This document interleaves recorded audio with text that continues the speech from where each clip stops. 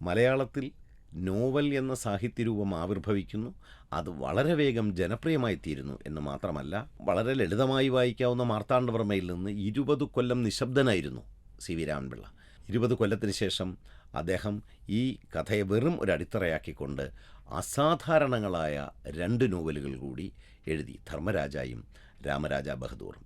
ഈ മഹത്തായ നോവലുകൾ എഴുതുന്നതിന് വേണ്ടി കെട്ടിയ അടിത്തറ മാത്രമായിരുന്നു മാർത്താണ്ഡവർമ്മ എന്ന് നമുക്ക് തോന്നും. പക്ഷേ മാർത്താണ്ഡവർമ്മയാണ് നോവലിനെ ഏറ്റവും അധികം ജനകീയമാക്കി തീർക്കുകയും കേരള ചരിത്രത്തെ നമ്മുടെ വിഷയമാക്കി മാറ്റുകയും ചെയ്തത്. ഇതിനെല്ലാം കാരണം സി വി രാമൻപിള്ള ഈ നോവൽ എഴുതുന്ന 1891 എന്ന് പറയുന്ന വർഷം, 19-ാം നൂറ്റാണ്ടിൻ്റെ അവസാന വർഷങ്ങൾ, ഇന്ത്യയിൽ ദേശീയ പ്രസ്ഥാനം ഉടലെടുക്കുകയും ഇന്ത്യൻ ദേശീയതയെക്കുറിച്ച് വിദേശ ശക്തിക്കെതിരെ നാം അണിനിരക്കേണ്ടതുണ്ട് എന്ന ബോധം ഇന്ത്യയിൽ ആവിർഭവിച്ച നവോത്ഥാന കാലം ആയിരുന്നു.